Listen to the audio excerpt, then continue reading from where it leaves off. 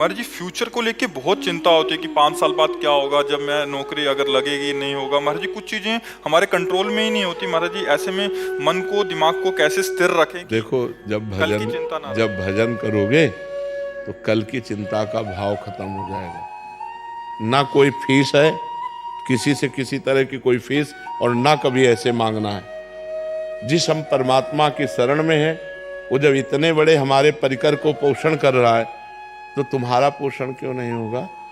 तुम कल के लिए चिंतित क्यों हो? क्योंकि तुम्हें परमात्मा का आश्रय नहीं स्वीकृत है। तुमने भगवान को अपना मालिक नहीं माना।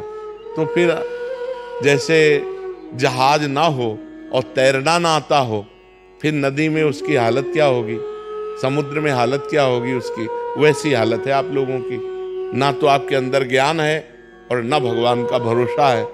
तो अब ओवर थिंकिंग, भूत भविष्य काल का चिंतन, ये आपको तो परेशान करेगा ही करेगा। हम कहते हैं राधा राधा नाम जप करो और भगवान के आश्रित रहो। जब तक ब्याह न हो तब तक ब्रह्मचर्य से रहो। देखो आपका अंदर से क्या ज्ञान प्रकट होता है। एकदम आनंदित रहोगे बच्चा, एकदम आनंदित रहोगे। हमारी बात मान लो। अगर हम भगवान के सहारे हैं तो हम आपको बार बार कहते हैं, किसी भी बात की कमी नहीं है और किसी को चिंता नहीं।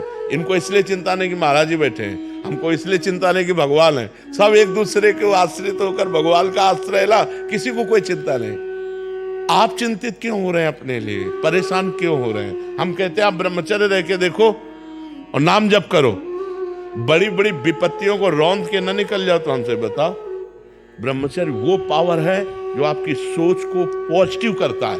लोग समझ नहीं पा रहे। और ब्रह्मचर्यहीनता जहां जैसे जैसे आती जाएगी, आपकी सोच निगेटिव होती चली जाएगी। निगेटिव सोच ही मृत्यु है और पॉजिटिव सोच ही जीवन है। अगर हमारा पॉजिटिव चिंतन है तो हम बहुत आनंदित रहेंगे, दुख में भी। अगर निगेटिव चिंतन है तो सब सुविधाएं हैं लेकिन हम परेशान रहेंगे।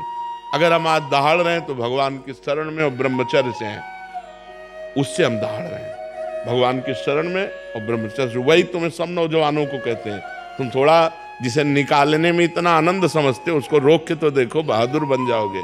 माया पर विजय प्राप्त कर लोगे। हर विपत्ति, हर संकट को रौंदने की सामर्थ्य आ जाएगी। धर्म से चलो, पवित्र आचरण करो। क्यों भविष्य की चिंता करते हो? वर्तमान को संभालो। वर्तमान सही है तो तुम्हारा भूत भी पवित्र हो जाएगा और भविष्य भी मंगलमय हो जाएगा। वर्तमान गलत हो गया, भूत भविष्य की चिंता में मिनट को खो दिया। अगर इस मिनट में राधा बोलते, कृष्ण बोलते, हरि बोलते और पवित्र चिंतन करते तो तुम्हारा भविष्य भी ठीक हो जाता और तुम्हारा पूर्व जो बीता हुआ है वो भी अच्छा हो जाता। इसलिए नाम जप करो और ब्रह्मचर्य, ब्रह्मचर्य की तरफ कोई देख ही नहीं रहा, कोई नहीं देख रहा। बस जीवन का सुख समझ रहा ब्रह्मचर्य को नष्ट करना। नए नए बच्चे समझ रहे हैं जितना ब्रह्मचर्य को नष्ट कर लो उतना ही सुख भोग लो। ये तुम्हारे जीवन का नाश है। ब्रह्मचारी रहो। जब परिपक्व ब्रह्मचर्य हो जाए 20-22 के बाद, जब ब्याह हो, फिर गृहस्थी में संयोग करो, कुछ नहीं बिगड़ सकता।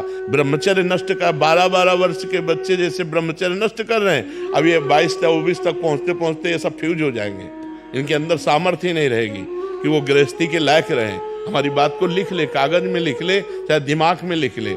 अगर धर्म से चलोगे तो तुम कम से कम संसारिकता का भी तो निर्वाह कर पाओगे, नहीं तो संसारिकता का निर्वाह नहीं कर पाओ। अरे नए बच्चे तो ऐसे टमाटर जैसे रखे होने चाहिए गाल और चेहरा।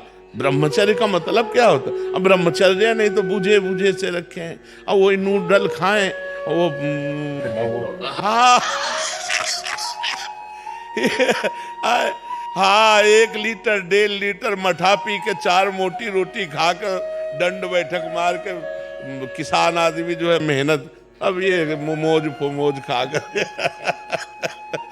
अब भोजन सही नहीं है, आचरण सही नहीं है, तो विचार कहां से पवित्र और सही आ जाएंगे? ये कभी आनंदित होते हो? एकांत में चिंतन करके कभी आनंदित होते? कभी नहीं। एकांत में चिंतन करके और डिप्रेशन में पहुंचोगे। क्यों? भगवान का चिंतन नहीं।